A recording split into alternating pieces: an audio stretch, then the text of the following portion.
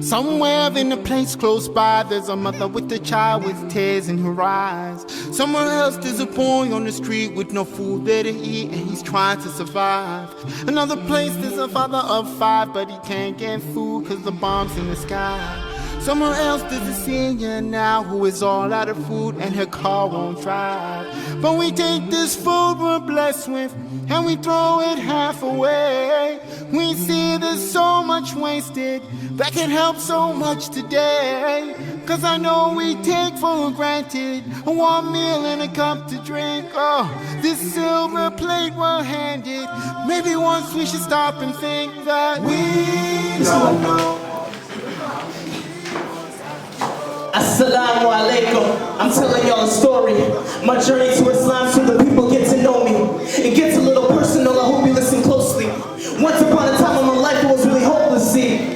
A few years ago I used to be a Catholic Christian. My connection with God was really distant. I knew I had some problems with faith, I had to fix it. So I was on the internet searching about religions that there could be. Hinduism, Buddhism, Judaism. SubhanAllah, I almost considered atheism. I got scared so I started reading my Bible and I tried to be more righteous. Throughout my years in high school, it didn't work. I went to church, never really knew my worth. I was always stressed out, I was feeling so miserable. 2010, things became more different. Believe it or not, I converted to Islam through a sister. We got kind of close. I asked what she believed in. Do you believe in God? Tell me your thoughts on Jesus. He is the Messiah, but no, he's not divine. I was shocked and surprised and I wanted to ask her why. Because God is only one. He would never have a son. A human being on this earth is one thing he wouldn't become. Jesus, a prophet who many people worship. I had this conversation with friends and I was concerned that I should change my religion. I made the biggest decision I made in my whole life. Changed the ways I was living. I was lost and confused, but getting more convinced. I was learning about Islam, thinking maybe this is it. Because the meaning of the Muslim is the person who submits, and it all made sense. It was totally so legit, so I was asked, Josh, have you read the Quran? You should read Surah Maryam and Surah Al-Imran, yeah.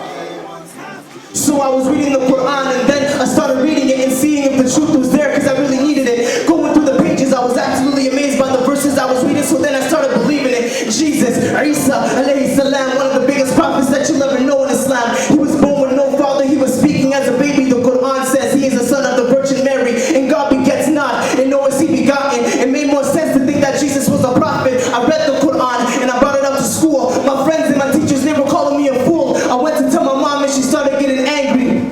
Having no support from the family, being called a disgrace. My heart used to break. Either way, I'm the one who's responsible for my faith. I was 15 years old when I took my shahada. Alhamdulillah for my friend, cause she gave me dawah. And now I love Jesus, along with Muhammad sallallahu alayhi wa alihi wa sallam. I pray for my family so that y'all become Muslims, away from shaitan and away from the dunya. Yeah, and I hope you understand my journey to Islam so you know who I am. Jazakallah khair. I'm aware that there's non-Muslims in this audience. Please don't be offended from anything I say. This is personally out of experience, and I hope everybody got a little bit of inspiration. But there you go. She was a cover girl, and her name was Desire.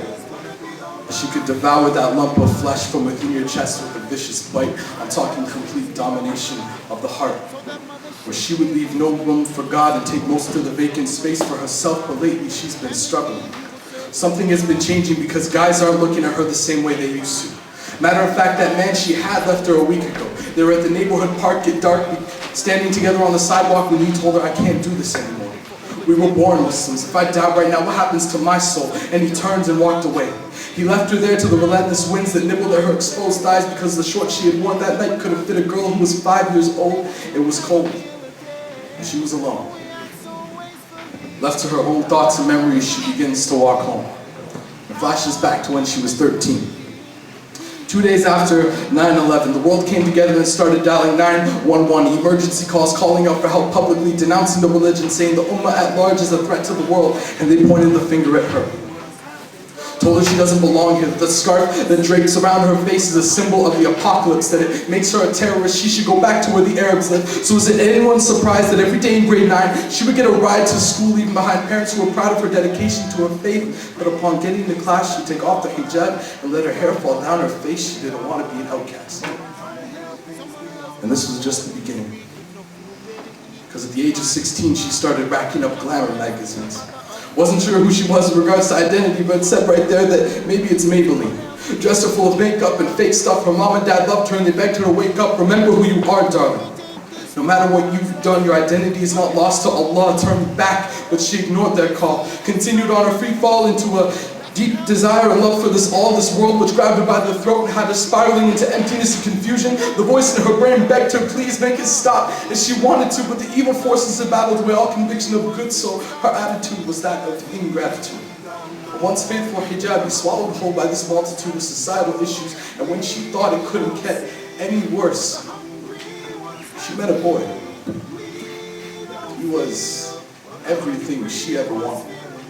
He was perfect, flawless. She finally found something in this world that could fill the gaping void in her heart, because as soon as Allah left, there was a hole in her chest, and this kid was the answer. And so the dance began. She could have followed the hadith, but instead she followed him. She could have found solace in Allah, but she confided in him. She could have gotten a hug from Mom, but she found open arms in him. She could have kissed the Quran, but she decided to kiss him. She could have shown herself to none, but instead she showed herself to him, until it became a whirlwind of colors, breath, and skin, and a black hole opened up in her universe, and the deed was done. Leaving herself exposed like camera films in the sun, like the film they recorded of her and him, there was no turning back.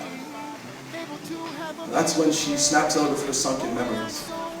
Remembering who she was, but not knowing how to make amends, she runs home to her bed, and she feels so ashamed she can't help it. She feels like she needs to cover herself out of humbleness and shame of her bad deeds, like when Adam and Eve covered themselves with the leaves right after eating those fruits off the forbidden tree. She pulls the blankets over her body and cries herself to sleep, whispering with the last blotch of light in her heart, please, God, forgive me.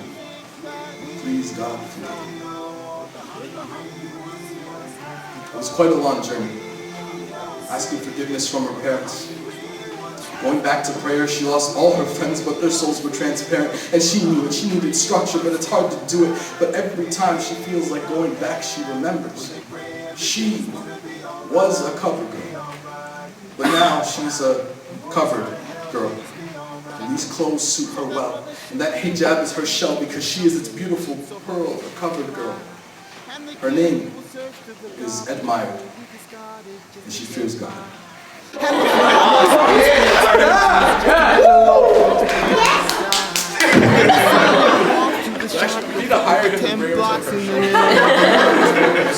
have a talent? Are you talented? Or like, can you do anything?